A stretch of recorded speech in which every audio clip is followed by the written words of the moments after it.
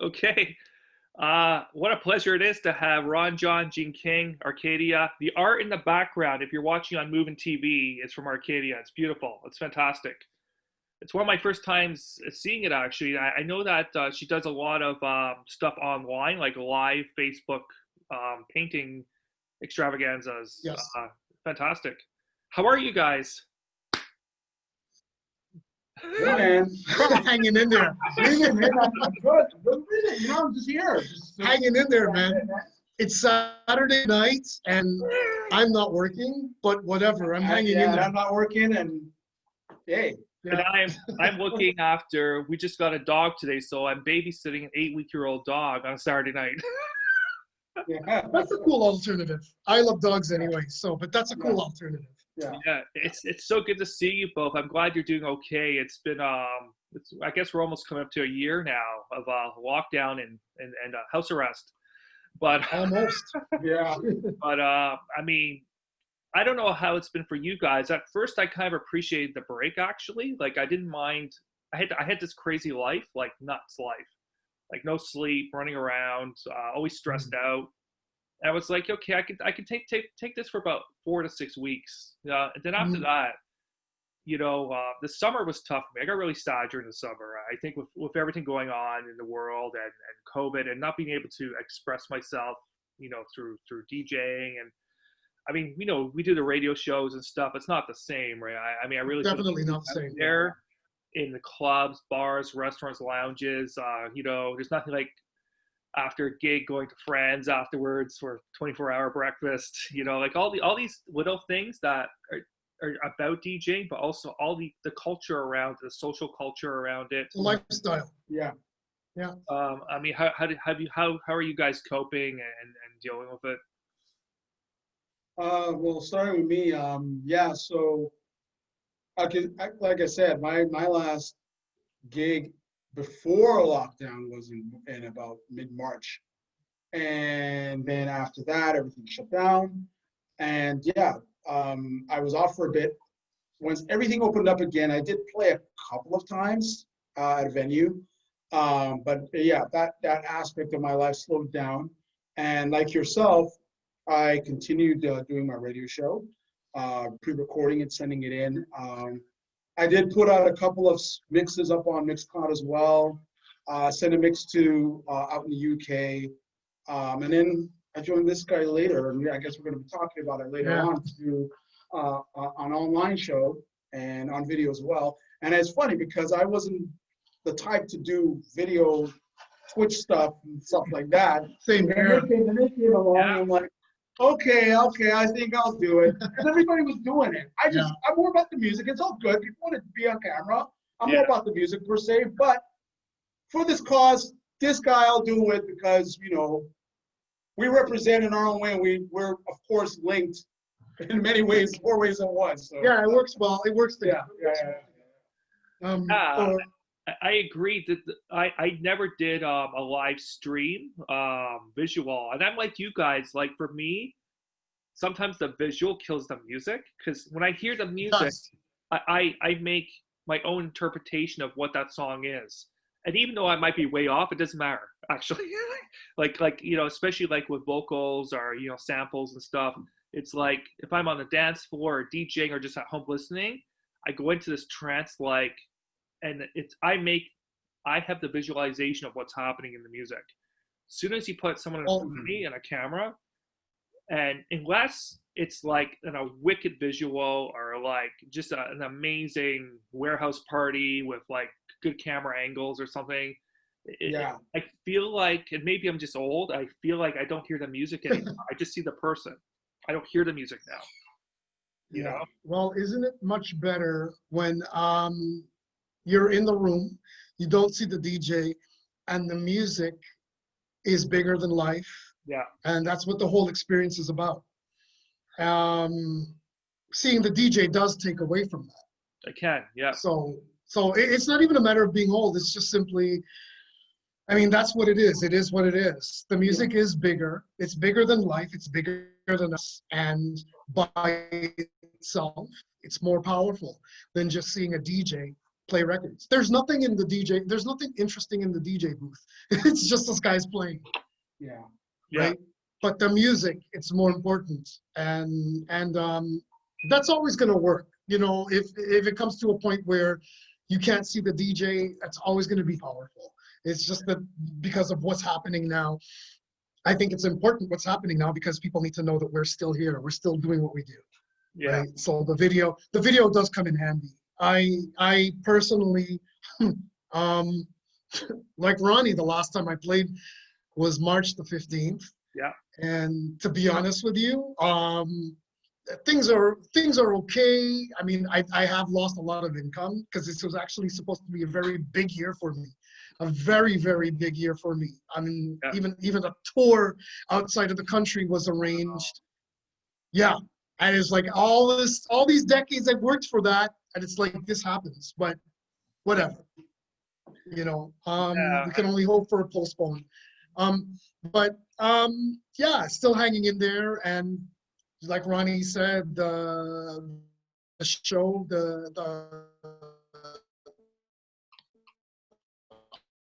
online,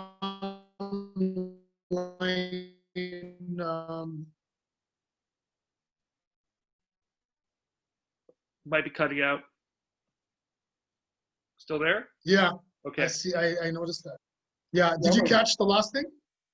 Yeah, we're good. I think that was okay. It just froze. Okay. But Okay. I mean, you guys have been around for a long time, you know, and I think where do we go from here? We just saw that the Mod Club was closed down. Yeah. Virtually every nightclub in the city is now probably closed down, actually, and you know, I think that's, you know, not a healthy sign. I think there's nothing left. like I don't know what's left. I mean, I know I've been doing stuff at the Mix with Albert, so that actually, you know, they're still struggling through. And a couple of weeks ago, we did a patio jam, and you know, got some people out. But like it almost reminds me. Now, I wasn't around that long ago in terms of the early '80s, but it's sort of when this starts again, or when we're allowed to go back out there, it's going to remind me of like the early '80s, probably. Like start from scratch. That's actually a positive thing. Yeah. Because now everything's up for grabs.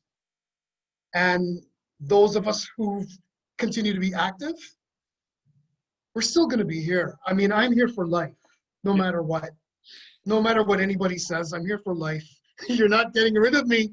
Yeah, I would say the same thing. I mean, I could have decided to stop. I remember back in March, right, when we started doing, we, of course, because of the lockdown, we couldn't do our live shows on iLive. Yeah. We do them live, right? And I had to come to the decision and say, well, you know what? I either, let's say, play repeats and I just become redundant, right? Or I'm just going to keep doing my show and keep consistent. And because of the consistency, more people had time to catch what I'm doing and see what I'm doing and support. So it's been building in that sense, which is great. So me too, like he said, I'm moving on until I don't love doing it anymore. I love to do it, so I'm continuing. I'm not stopping. That's when it's time to quit. That's when it's time to quit. But me, I love doing it. So yeah, well, and it's my outlet. You know, it's my outlet. I agree, and also what I've seen a lot of DJs quit, which I don't mind, because I think. Neither do I. But what I'm saying is that the people that have been around, kind of the foundation people, still here, and because that's about the music, it's about the passion, about the love for the music. But a lot of the people it's in our blood, man. Yeah. People have joined, you know, over the last decade, who started doing these huge events, you know, 15,000 people events, all this kind of stuff. Those DJs that played that at those events are gone, because, you know, I think, and not to knock them, because I think they did a lot of great things for the city, but at the same time, I'm not so sure that the passion is deep. Like, you have to kill me to stop me playing, right? Like Same, yeah, exactly. Like, exactly. I don't think it's that deep. The roots and the sort of the street of it all, the kind of deep root, you know, warlike feeling that when we play, or like, well, you know, It's like Yeah. culture, it's a life, you know. And I think for about maybe 70% of the DJs out there who came along maybe from the mid 90s, even late 90s to now, um, you know, most of them have exited and they're no longer here because of COVID. But you Yeah. guys are still doing the show. I'm still doing the show.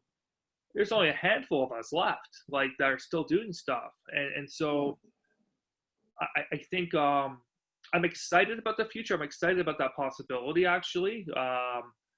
And I think the crowd is also the crowd that was there for, you know, the pickup nights or the drunken night or the drug night. They're gone too. Like so, Well, so yeah, people are because gone. it wasn't about the music. Yeah. Yeah, and, It and was never about the music for them. I mean, I kind of jumped into the scene like as a partier at probably the late '80s, early '90s, and it was for me from early '90s to maybe 2005, 2006 was the best.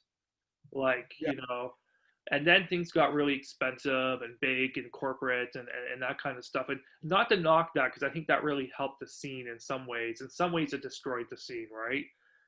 But the economy now is gone for dance music in Toronto. It's done, and so I'm excited about that rebirth. And you know, and I actually had a conversation with Mark Oliver about this, who was here from the beginning in Toronto. Um, and you know, Nation. yeah, and he, you know, he said like we don't know, or he doesn't think that we may not be the people that propel the new scene. There might be a younger generation behind us that Mhm. Yeah. do something completely different with music, right? So that was an interesting comment about that.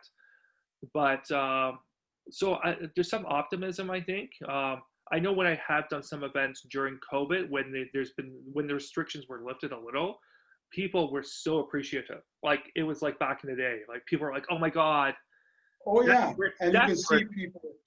because you know some of the nights That's going to be a better environment, actually. Yeah.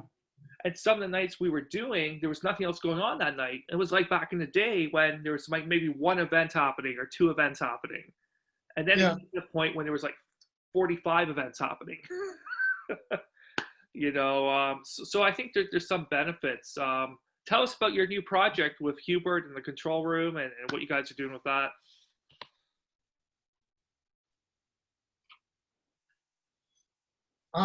Drop the Beats. Okay, well, Drop the Beats is actually a party that a party that Arcadia started about 2 years ago at Whala Bar, actually. That's right. I played at your birthday.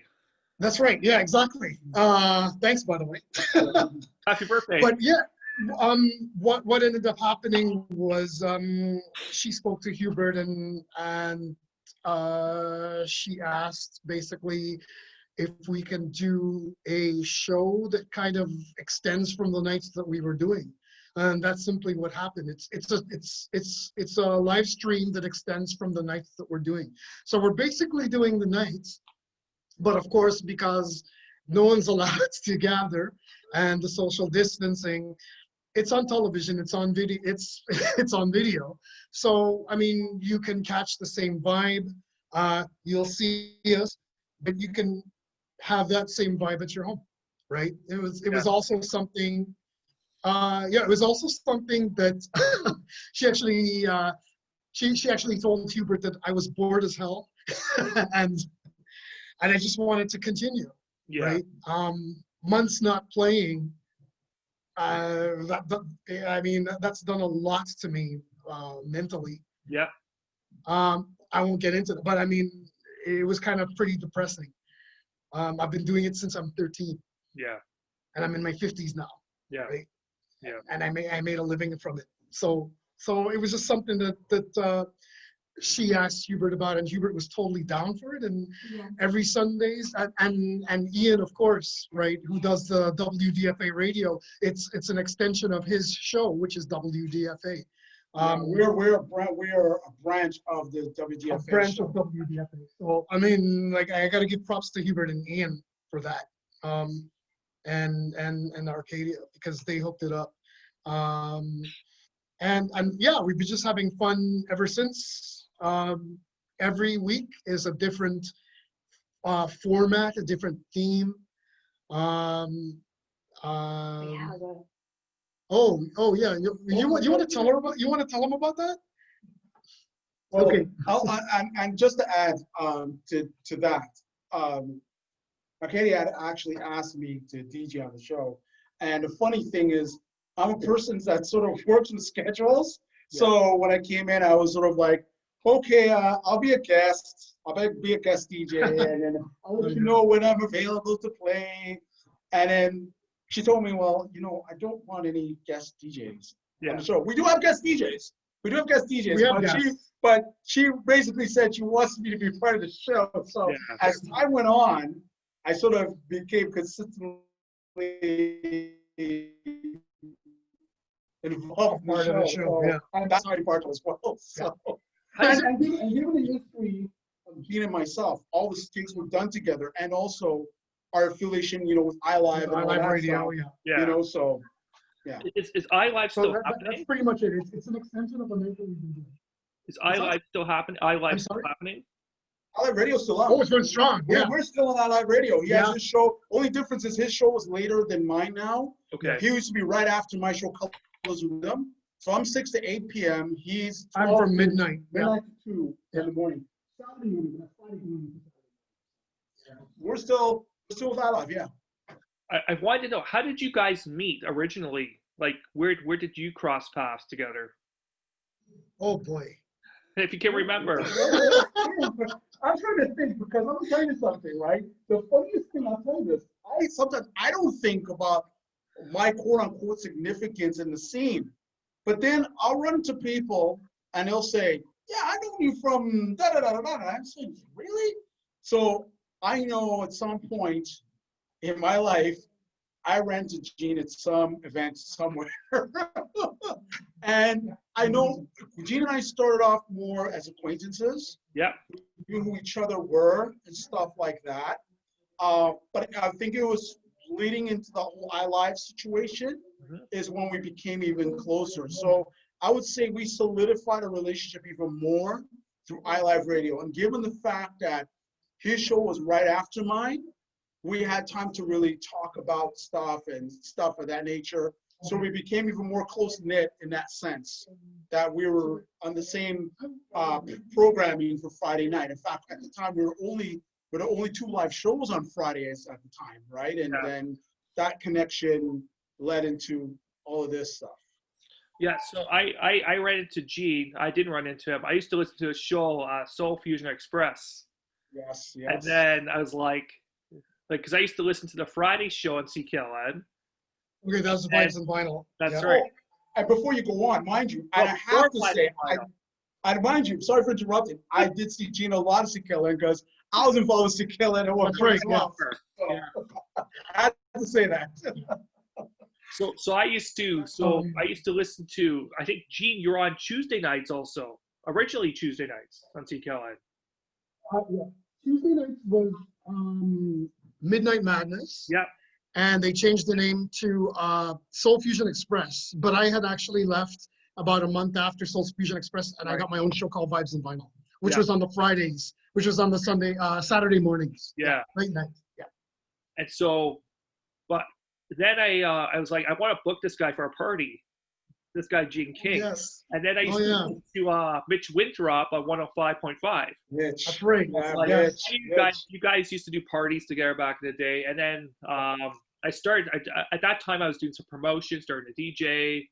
And then this is a great story. I got to tell you the story. You might know this story, Gene.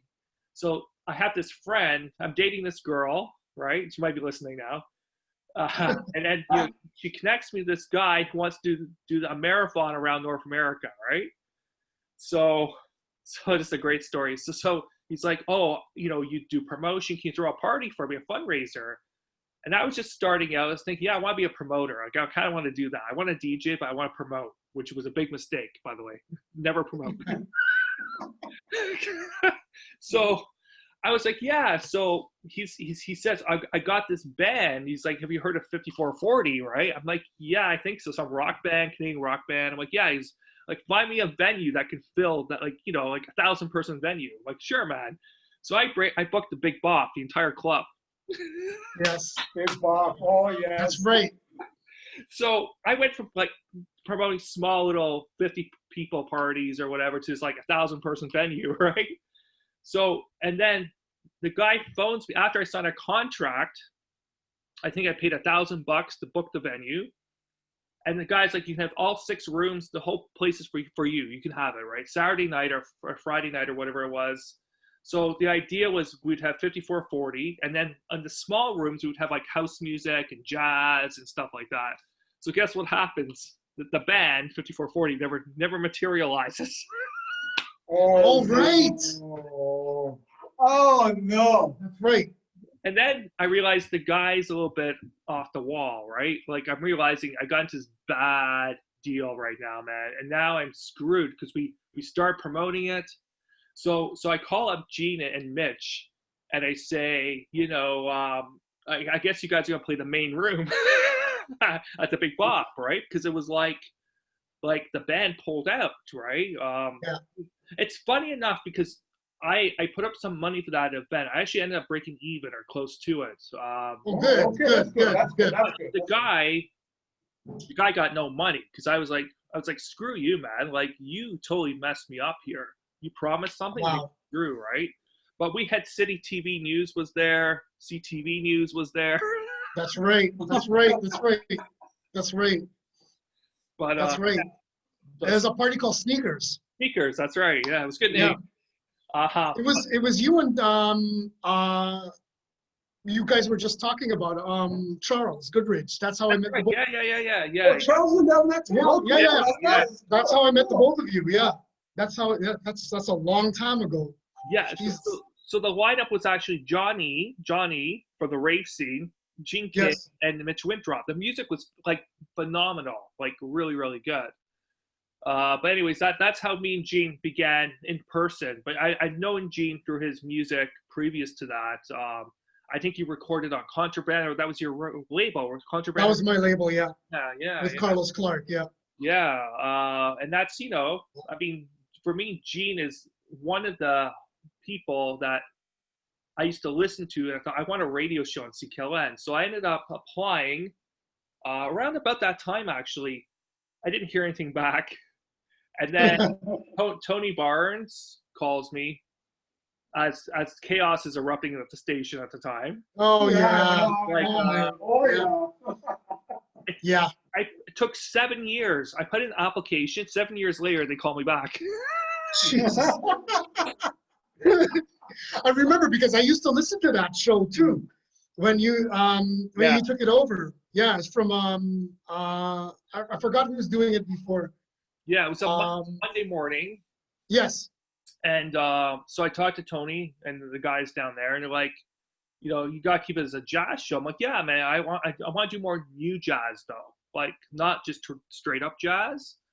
And so it went well, actually. And I remember meeting Denise Benson there because she had the show after me on Mondays. Mondays was a good day Yeah. there, actually. Yeah. And I remember my second week, there was protesters outside the station. Oh boy. You started right into chaos. Yeah. And I like, remember coming to the station and we were locked out. Yeah. We were literally locked out. It was 4 a.m. and we were locked out of the station. And someone telling me the station's been hijacked. Yeah. I'm like, I what? What do you mean hijacked? I It was- happened to leave. I happened to leave before the chaos ensued. It was there already. I was co-hosting Milton Blake's show, Right. Musical Triangle, while he was Yep. sick. So he unfortunately passed away a few months after. So my friend Richard, myself, he went by Rakim Shabazz. We were hosting the show for a period of time. So then they came within. They were getting a host, and everybody put their applications in, and we didn't get it.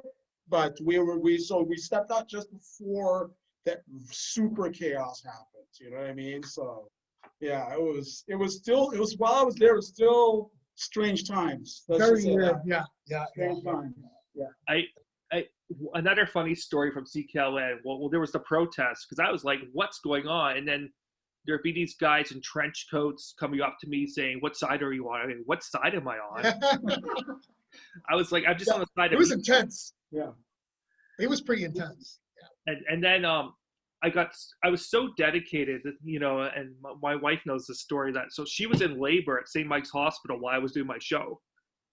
Oh, wow. Man, Well, you weren't. Well, technically, you weren't too far away. Just on the corner. Because I was like, I had my records with me at the hospital. Like, I gotta do my show, man. I'll be back in 3 hours. oh wow. St. Michael's actually saved a guy's life whose appendix was going to burst, and he was hanging out at CKLN. And I had to get him to St. Michael's because he wouldn't wake up. He was hanging out during the show. He wouldn't wake up, and I had to get him to St. Michael's. Apparently, I saved his life because his appendix apparently burst. Holy smokes! Wow. Yeah, We but- probably know who he is, but I won't say just for his Yeah. privacy. Yeah, but he was hanging out during the night, and it was like, wake up! Oh man, okay, we're gonna get a cab. He calls me the afternoon. I wake up. He calls me the afternoon. He says, "Thanks, man. Seriously, I'm having my appendix taken out." I was like, "Wow." If I had left him there, Jesus Christ. Yeah, man. Wow, crazy. Yeah. But good times at CKLN. I think definitely one of the hallmarks of music or dance music. At least what we're talking about today, house music in Toronto was the place, right? Friday nights, Tuesday nights, you know, and you know, and we're right now we're doing, you know, CIUT, and I have to say, top notch, highly professional, you know, going strong. And in fact, during COVID, our listenership has really increased actually, which is great. I can imagine. Yeah. You know, it's been good, you know, and so fantastic. Now tell your show is what nights? Sunday nights? It's every first and third Sunday of the month. Right. With the exception of ones that have 5 Sundays. That's right. Yeah. Right. So we're not on a 5th Sunday. We're always first and third Sunday, no matter what. Okay. You know, because some people may think we're every 2nd Sunday. Then if there's a 5th Sunday, we're on. No, every first and third Sunday. Every first and third Sunday, and it's 6 hours. It's 6 hours of music. We have the occasional guest, and there's a different theme every week. Also have something to show you. Yeah. Since we're on video, this is great. See, Yeah. the video's not too bad. Yeah, we're getting hardcore. Oh Yeah, seriously. t-shirts. These Oh, are Drop the Beat T-shirts that we have been selling for a while. Well, here's there's a better what you call it view. I'll be demoted. I like that. Yeah, the 45 adapter in the hands. That's the Drop the Beat logo, created by Arcadia. The reason that these T-shirts are red is actually to show solidarity with artists, musicians, Amazing. people like you and me, Ronnie, everybody who's in the music scene, everyone who's in acting, and theater, whatever, because we can't make a living. Yeah. Right. That's what the red is for. This was an idea from a friend of ours, Tyrone, known as Jack Master Jones, and it was something that he had put up on Facebook, and I was like, wow, this is like really cool. I like that idea of the red. Red has that emergency thing happening, and Arcadia came up with the idea with, okay, well, you know what? Let's make these shirts to let people know. You know what I mean? That these are crazy times, but if you show solidarity with us, support the T-shirt, support us. And if anyone wants to buy a shirt, they can contact us at Drop the Beat G sign. That's one word. Drop the Beat G sign at gmail.com, and we'll let you know the price and of the shirt and how we can get it to you and everything like that. Awesome. Yeah, you might have to put a something, maybe a caption or closed caption or something like that to show it. Yeah. Because it's SINE, not SIGN. That's right. Yeah. Yeah. So it's Drop the Beat GSINE Yeah. at gmail.com. Yeah. If you send me the details and a picture of the T-shirt, we will push it everywhere. Okay. Okay. We'll do that. Definitely. To the Definitely. radio, TV, like everything that we're doing for sure. Through the radio station. It's great that, you know, one of the ways to cope and to have hope is to actually do something and not just sit there. For sure. And I love Yeah. what you guys are doing. I love what you said, Gene, that you had to do something, and I agree. Like, you know, we did a Zoom party last Saturday for Halloween. It was fantastic. It was so much fun. You know, we had about 40, 50 people show up on Zoom. It was fantastic. You know, and I think you got to do something. You got to do something. Yeah. I mean, the you have to let people know we're still here. Yeah. We're still doing what we do. Yeah. It's just that we're just not allowed right now to do what we do. And that doesn't really stop us from doing what we do. Exactly. How many times have I said we do? Yeah. Yeah. Do I We do? do what we do. Yes, you do. We do what we Yes, do. We you do what we do. Do I do? do. But yeah, that's, you know, we're still here. We're still here. We're active. Even when this continues and we figured out a way to live with it, we're still going to be here. Yeah. You know what I mean? Yeah. But you know, like the whole thing with the T-shirt is just, you know, in support for just solidarity with everybody. You know, who's. I mean, there are people out there that they don't care about. It's just entertainment. You guys don't contribute to society. Yeah. You get a real fucking job. Oh no, am I supposed to say I'll that? beep that out. I'll beep that out. Okay. But some of us are businessmen, and we made a living doing this. You know, and We're businessmen. Yeah. We made a living doing this. So, if you appreciate us, Yeah.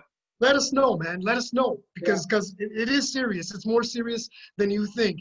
And the entertainment industry does bring a lot to the economy.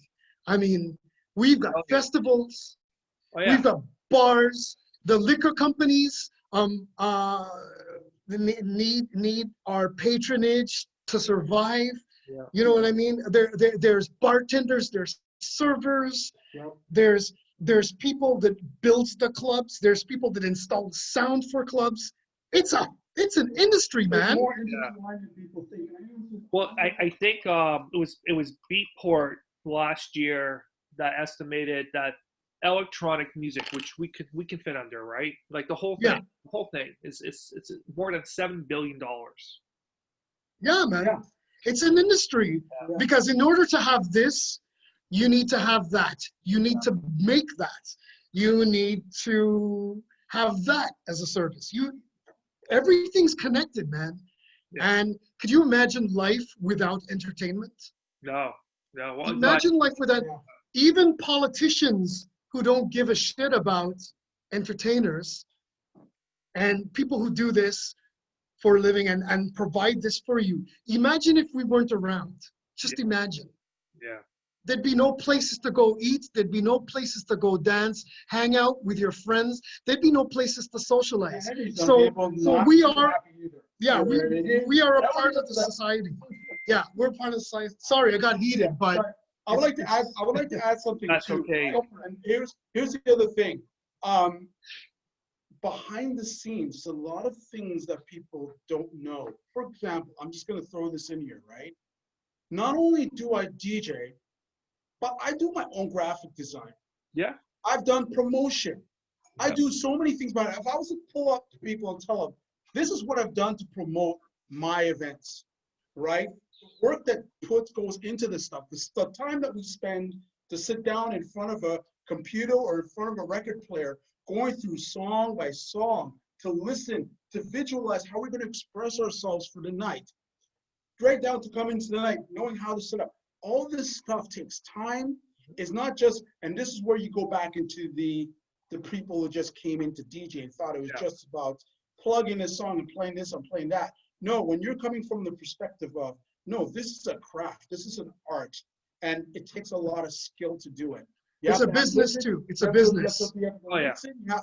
You have to be able to see what's going on with the crowd. You have to know how to, like I said, some of us have had to do our own promotion, right? Outside of people that I've worked with, I've done promotions with groups of people as a promoter. I've been a DJ and I've done my own promotion for myself.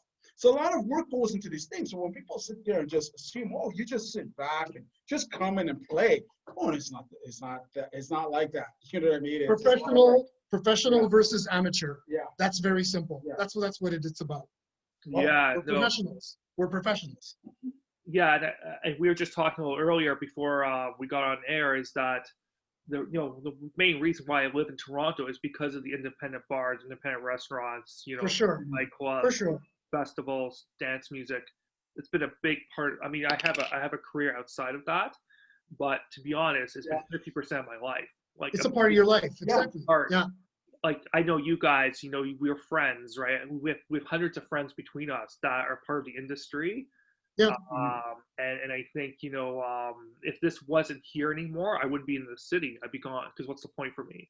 It's I agree. Yeah. I agree. What is the point? and so I think the city of Toronto officials need to realize that people will move out of the city. See you later. Yeah. And your tax revenue will disappear. In fact, I know in my neighborhood people are already moving out. Because what's the point of being in a city where you can't enjoy the culture of the city? And it's Yeah. not just dance music, right? It's not just house music or acid The jazz. arts in general. It's the arts in general. And it's culture in general. Yeah. I was born and raised in Toronto, and I'm going to tell you something. I've lived here born and raised here, and I've seen a lot change. I've grown up in multi-ethnic neighborhoods, and I've seen a lot of stuff, and I've seen a lot of changes happen. And culturally, right, the way things are going is not a good trend. So we just have to hope that, the officials sort of work their way around this issue, right? And yeah, there are concerns with what's going on with the health situation, but we also have to keep in mind that they're learning as they go along, but they also have to, at the same time, realize there's people who need to make money, need to make a living, need a place to stay. Yeah. So they have to keep that in mind as well, because just to totally say we gotta shut it down completely, well, it's not going to be good for people's pockets. Yeah. And it's a really fine line. I think they just have to keep that in mind. You know what I mean? I think they're going to have to realize that it's actually never going away, and they have to figure out how we can live with it. Focus on the things that are perilous. The long-term care homes Yeah. and the hospitals. Yeah. They're in trouble, and they should focus on that. And we just need to figure out how we can live with this, because it's not going away. Like the flu, it's not going away. Yeah, Right? no, I agree. Yeah. So, At some point, there's going to have to be a way to deal with it. Yeah, for sure. Thank you so much, guys. It's always a pleasure having you. I mean, we miss seeing each other in person, but maybe I'll drop the beat. Who knows? Yeah, come by. man. And actually, next Social week, distancing, of course, everyone who's listening. Yeah. Of course, within limits and Within limits. Within limits. We have the limit. We respect that. Yeah. So we have like 2-3 people coming by to hang out and Yeah. have some drinks and food with us, and that's about it. But Yeah. this week, if this airs next week, we're actually going to do an Afrocentric special. Nice. Which is going to be basically all types of Afro type of dance music. Great. That's November 15th. So Perfect. so tune in for that. Tune in, and we will definitely be pumping that one for sure. Just before I let you go, are you guys happy with the election results in the U.S.? Don't even get me started. You know what? All I can say is that I'm relieved. Yeah. Because that president was a very dangerous person. Yeah. It still will continue to be a dangerous person, even though. Well, yeah, because now you have followers that are kind of delusional. Yeah. And you know what I mean? Those people are walking around with guns. I know. I saw that today. Guns. They're walking around with guns. They complain about people protesting for their basic human rights, and then these other people walk around with guns. Yeah. Guns because they don't like what other people look like. I know. That's all I gotta say about that. Like I said, don't get me started. Yeah. But I know there's some people who might listen to your show that support this guy. Yeah. If you disagree with me, I don't care. We'll gun you down. Yeah, I don't care if you disagree with me, right? Yeah. It's okay to be wrong. You're wrong. It's okay to be wrong. You're wrong. Yeah. It's that simple. I told you not to get me started. Okay. On the positive side, vice president, really Steps in excited the right about that. direction. Yeah, absolutely. And I'm not a Joe Biden fan. I have to be honest. Neither am I. I think I think he's done a lot for the country and he's done a lot for people, but I'm not so sure that he's the man to really push this. I feel like there's some momentum with the VP. Absolutely, Yeah. very exciting actually to see it. I saw her speech tonight. Actually, it was fantastic. I think that's why he picked her. Yeah, You know what I mean? She's going to be solid behind him. yeah, she will be. So Okay, enough about politics. Once again, drop Sunday the 15th, Afrocentric business going on. that's right. Yeah. Out. And talk to some of my favorite DJs in Toronto, Ron, John, Gene King. Thank you so much for having me. Oh, I'm having you. I don't know. We're having each other. I don't know. Well, you know what? It's Zoom, it's video, it's you know what I mean? So yeah, we're having you, you're having us. Great. Thanks a lot, guys. Thank you so Our much. pleasure, man.